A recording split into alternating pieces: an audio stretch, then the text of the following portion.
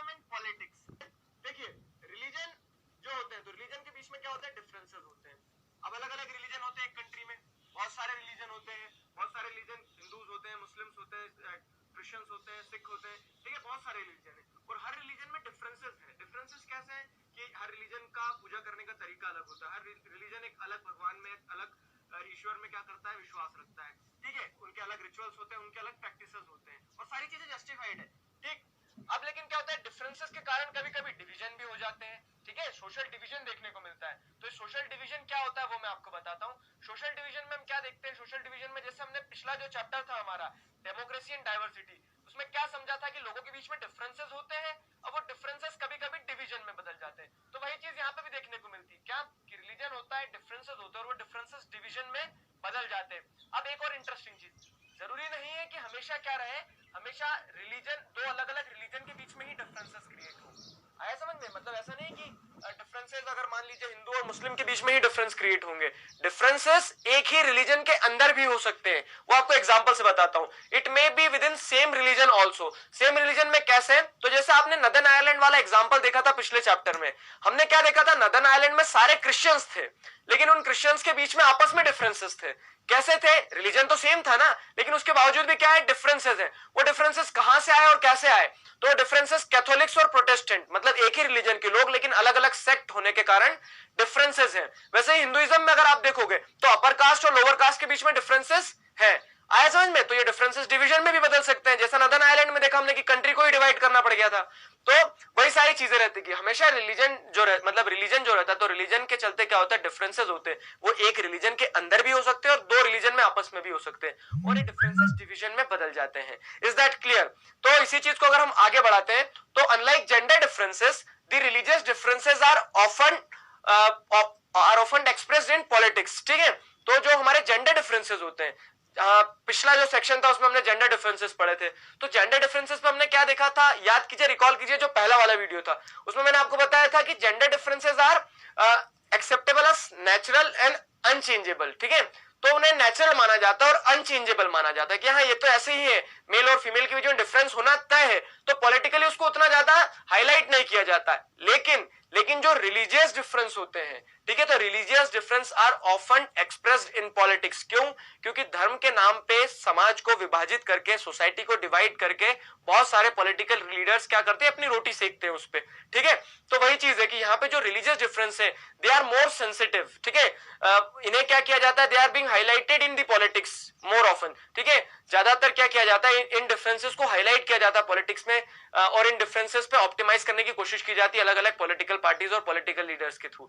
तो इसीलिए हमें ये पढ़ना समझना जरूरी है कि किस तरह से रिलीजन एक सेंसिटिव टॉपिक जो है उसका मिस इंटरप्रिटेशन करके, उसको एक तरीके से डिस्टॉर्ट करके, अलग अलग तोड़ मरोड़ के लोगों को अलग किया जा सकता है। तो रिलीजन का क्या रोल हो सकता है पॉलिटिक्स में, हमें वो समझना जरूरी है। इसका अच्छा रोल भी देखेंगे हम कि किस तरह से रिलीजन को अगर पॉलिटिक्स में लगाया जाए तो बहुत कुछ अच्छा भी हासिल किया जा सकता है और देखा जा सकता है कि अगर गलत तरह से इस्तेमाल किया जाए तो उसके क्या दुष्परिणाम हमारे सामने निकल के आ सकते हैं। स्टार्ट करते हैं। तो यहाँ पे क्या है, यहाँ पे जैसे मैंने आपको जेंडर एंड कास्ट का इंट्रोडक्शन वीडियो बताया था, इसमें सारी चीजें बताई थी, वुमेन कहाँ डिस्क्रिमिनेशन फेस करती है, फेमिनिज्म के बारे में। तो एक वैसे ही कुछ बेसिक आउटलाइन बताऊंगा कि किस तरह से रिलीजन जो है, तो रिलीजन के बारे में अलग अलग क्या ओपिनियंस हैं और रिलीजन को पॉलिटिक्स में इस्तेमाल करने से क्या आउटकम निकल के आ सकता है। तो सबसे पहले गांधी जी का एक स्टेटमेंट देखते हैं हम, ठीक है। Gandhi ji said that religion can never be separated from politics. Direct question बनता है, what does Gandhi ji mean by this statement that religion cannot be separated by politics, या फिर गांधी जी क्या कहना चाह रहे थे इस स्टेटमेंट के थ्रू। तो आपको वो ध्यान रखना है, ठीक है, डायरेक्ट क्वेश्चन बनेगा। तो अब यहाँ पे क्या होता है कि बहुत सारे लोग इस स्टेटमेंट को गलत तरह से इंटरप्रेट कर लेते हैं। क्या कहना चाह रहे थे गांधी जी, गांधी जी कहना चाह रहे थे कि जैसे जो रिलीजन होता है, ठीक है, तो religion can never be separated from politics. तो उसका उनका मतलब ये था कि रिलीजन के अंदर जो वैल्यूज होती है, जैसे जो मॉरल वैल्यूज होती है, जो एथिक्स होते हैं, वो कभी भी सेपरेट नहीं हो सकते हैं। ऐसा एक बार और एक एग्जांपल के साथ में, मतलब गांधी जी ये कहना चाह रहे थे जैसे रिलीजन के अंदर क्या वैल्यूज होती हैं, क्या एथिक्स होते हैं, ह्यूमैनिटी, ठीक है, हर धर्म क्या सिखाता है, मानवता सिखाता है। तो गांधी जी ये बोलना चाह रहे थे इस ह्यूमैनिटी को कहां डाला जाए, इस ह्यूमैनिटी को पॉलिटिक्स में डाला जाए, कि हर पॉलिटिकल लीडर अपने पॉलिटिकल मोटिव को एक साइड रख के पहले ह्यूमैनिटी के बारे में सोचे, तो कितनी अच्छी हो जाएगी ना पॉलिटिक्स। पॉलिटिक्स कितना मतलब एक तरह से कितनी सुंदर चीज हो जाएगी पॉलिटिक्स की, जिसके चलते हम अलग अलग जो लड़ाइयां देखते हैं पॉलिटिक्स में, हम ये देखते हैं पॉलिटिक्स के नाम पे बहुत सारे दंगे हो जाते हैं, वो सारी चीजें खत्म हो जाएगी। क्यों? क्योंकि अल्टीमेटली हर पॉलिटिकल लीडर अगर रिलीजियस वैल्यू जो है, ह्यूमैनिटी जो है, ह्यूमैनिटी को रिस्पेक्ट करेगा। तो वैसे ही ऑनेस्टी, ऑनेस्टी एक रिलीजियस वैल्यू है। हर धर्म ये सिखाता है कि इंसान को ईमानदार होना चाहिए। अब क्या होगा, इस वैल्यू को, इस एथिक्स को, इस मॉरल प्रिंसिपल को अगर क्या किया जाता है, हम पॉलिटिक्स में ले जाते हैं, तो पॉलिटिक्स कितनी अच्छी हो जाएगी सोचिए। तो गांधी जी ये कहना चाह रहे थे कि रिलीजियस वैल्यूज जो रहती है, रिलीजियस एथिक्स जो रहते हैं, रिलीजियस प्रिंसिपल्स जो रहते हैं, इन्हें पॉलिटिक्स में लाना चाहिए। लेकिन बहुत समझदार लोग हैं हमारे यहाँ, ठीक है, उन लोगों ने क्या करा, उन लोगों ने इस मैसेज को, इस आइडिया को अलग तरह से इंटरप्रेट किया, डिस्टॉर्ट करा, तोड़ा मरोड़ा और फिर अपने हिसाब से यूज किया।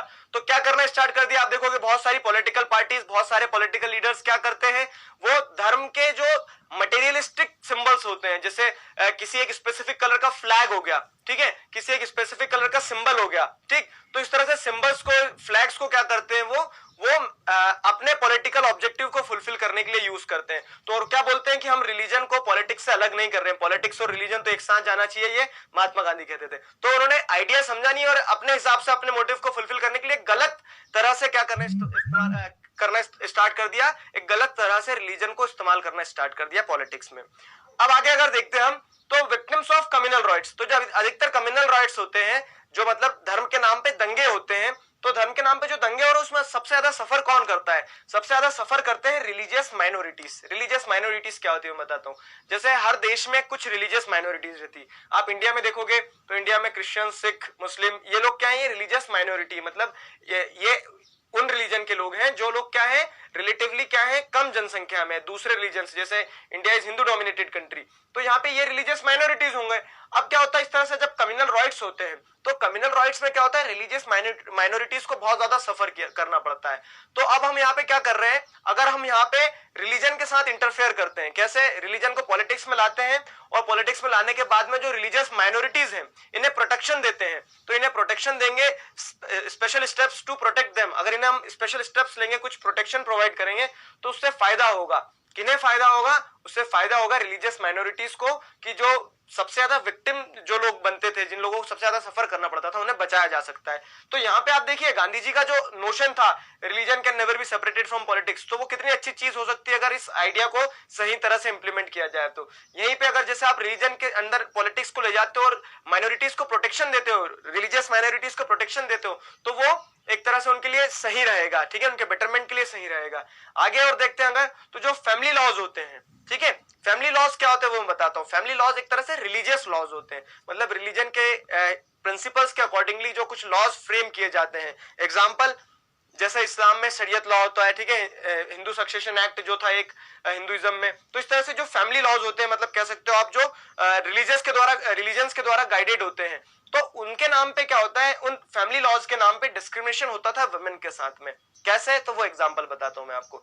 एग्जांपल में जैसे क्या होता है कि 2005 के पहले तक क्या होता था कि हिंदू फैमिली एक्ट के अकॉर्डिंग जो फीमेल्स होती थी, तो फीमेल्स को प्रॉपर्टी में क्या नहीं दिया जाता था, हिस्सा नहीं दिया जाता था। वो मतलब ये क्या था, एक प्री कंसीव्ड नोशन था कि फैमिली में अगर कुछ प्रॉपर्टी है तो प्रॉपर्टी फादर की डेथ के बाद में बेटों में बटेगी, बेटी को उसमें कोई हक नहीं रहेगा। वैसे अगर आप देखते हैं तो मुस्लिम फैमिलीज में क्या होता था कि ट्रिपल तलाक वाला कंसेप्ट था, जहां पे फीमेल जो थी, तो फीमेल को बहुत ज्यादा क्या करना पड़ता था, सफर करना पड़ता था, डिस्क्रिमिनेशन होता था एक तरीके से। तो ये जो सारी चीजें थी, ये क्या थी, ये फैमिली लॉज के नाम पे हो रही थी। मतलब धर्म के नाम पे क्या होता था, वुमेन एज ए सेक्शन को ऐसा लगता था, महिलाओं को ऐसा लगता था कि उनके साथ में क्या होता है, डिस्क्रिमिनेशन होता है। अब जब उन्हें ऐसा लगता था कि उनके साथ में डिस्क्रिमिनेशन हो रहा है, तो उसके चलते क्या होता था, दे डिमांडेड फॉर चेंज। हर धर्म की महिलाओं ने क्या करा, आवाज उठाई इस चीज के अगेंस्ट में, क्या कि उन्हें बदलाव चाहिए। तो अब क्या होता है, अगर आप इस चीज को देखें कि पॉलिटिकल पार्टीज अगर पॉलिटिक्स को ले जाती है रिलीजन में, और इस तरह से जो डिस्क्रिमिनेशन इसे खत्म करने के लिए यूज करती है रिलीजन,